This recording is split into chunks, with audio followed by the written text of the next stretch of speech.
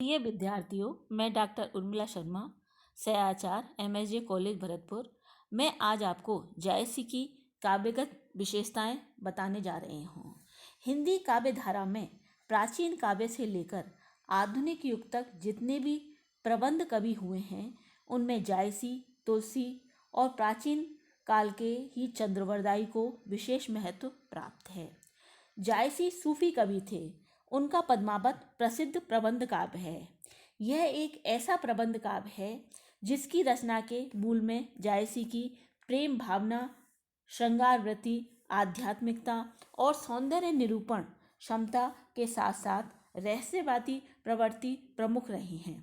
जायसी ने पद्मावत लिखकर न केवल हिंदी का महाकाव्यों की श्रृंखला में एक उल्लेखनीय कृति प्रदान की है, अपितु अवधी भाषा का गौरव बढ़ाया है।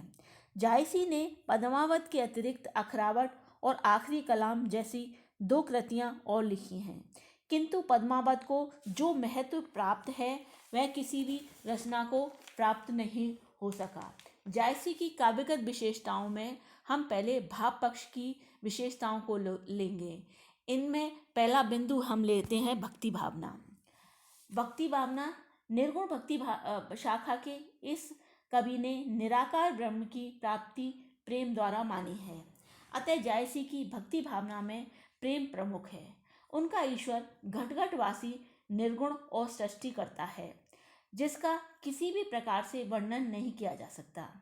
इनकी भक्ति में अद्वैतवाद, अवतारवाद तथा विशिष्टाद्वैतवाद के सिद्धांत दृष्टिगत होते हैं। अद्वैतवाद की भावना देखिए, आपु ही कागज, आपु मसी, आपु ही लेखन हार। जायसी ने पद्मावती तथा राजा रत्नसेन के माध्यम से अपने प्रेम मार्ग के सिद्धांतों का प्रतिपादन किया है। पद्मावत में उन्होंने पद्मावती तथा राजा रत्नसेन प्रेमी माना है। पद्मावती की लौकिक कथा के माध्यम से जायसी ने अलौकिक वर्णन किया है, जो उनकी गहन भक्ति भावना का परिचायक है। अब दूसरा पॉइंट है रहस्यवाद। जायसी में उच्च कोटि के रहस्यवाद के दर्शन होते हैं। उनका रहस्यवाद भावनात्मक है। संपूर्ण प्रकृति में उन्हें उसी अलौकिक सत्ता का आभास होता है। उन्होंने परमात्मा को स्त्री स्वरूप माना है और उसी की प्राप्ति का प्रयास किया है। पद्मावत में पद्मावती को परमात्मा का स्वरूप माना गया है तथा राजा रत्नसेन को आत्मा परमात्मा की प्राप्ति के लिए सदैव व्याकुल रहती है। पद्मावती के सौंदर्य चित्रण के माध्यम से कवि ने परमात्मा की ओर ही संकेत किया है। नयन जो देखा कमल भा, निर्मल नीर शरीर, हसत जो देखा हंस भा, दसन ज्योत नगही। जायसी में साधनात्मक रहस्यवाद भी मिलता है, जिसमें हठयोग की साधना का प्रभाव स्पष्ट परिलक्षित होता है। यथा नव पौरी बाकी नव खंडा, नवो जो चढ़े जाए भरमंडा। जायसी ने साधनात्मक रहस्यवाद की अपेक्षा भावनात्मक रहस्यवाद को अधिक महत्व दिया है। उनका रहस्यवाद रमणीय है एवं भावुकता के गुणों से परिपूर्ण है। अब तीसरा पॉइंट है श्रृंगार वर्णन। जायसी श्रृंगार वर्णन में सबसे आगे हैं। उन्होंने श्रृंगार के संयोग और वियोग दोनों पक्षों का अत्युत्तम चित्रण किया है। पद्मावती के सौंदर्य वर्णन में कवि की अलौकिक प्रतिभा का परिचय मिलता है। उन्होंने नक्षिक वर्णन, षड ऋतु वर्णन एवं मिलन प्रसंगों का अतिशोक्तिपूर्ण, अलंकारिक तथा मनोहारी रूप में चित्रण किया है। पद्मावती के मुख एवं अंगों का वर्णन देखिए। शशि मुख अंग मलय गिरि बासा, नागिन झाँप लीन चहुपासा। वियोग श्रृंगार में जायसी को बहुत अधिक सफलता मिली है। नागमती का विरह हिंदी साहित्य में सर्वश्रेष्ठ है।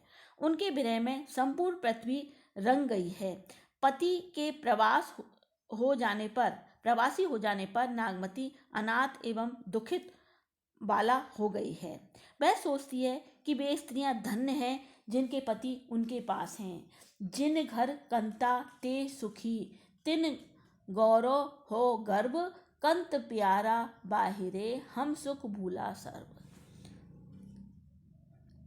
इस विरह वर्णन में चिंता, दैन्य, निर्वेद, विषाद, शंका, स्मृति, व्याधि आदि सभी स्थितियों का हृदयग्राही चित्रण किया गया है। नागमती एक आदर्श नारी है। वह पति के विरह में जलकर राख हो जाना चाहती है। इस आशा से कि वायु उसकी राख को उड़ाकर उसी स्थान पर डाल दे जहाँ उसका पति पैर रखेगा।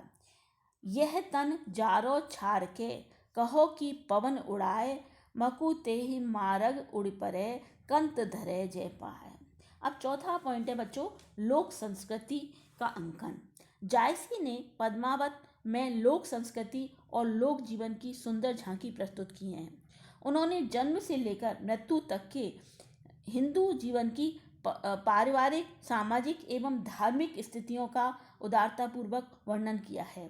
पांचवा पॉइंट आएगा प्रकृति चित्रण। श्रृंगार वर्णन में जायसी ने विविध प्राकृतिक दृश्यों को भी बड़ी तन्मयता से प्रस्तुत किया है। विरह प्रसंग में षड ऋतु वर्णन और बारहमासा वर्णन अत्यंत हृदयग्राही हैं।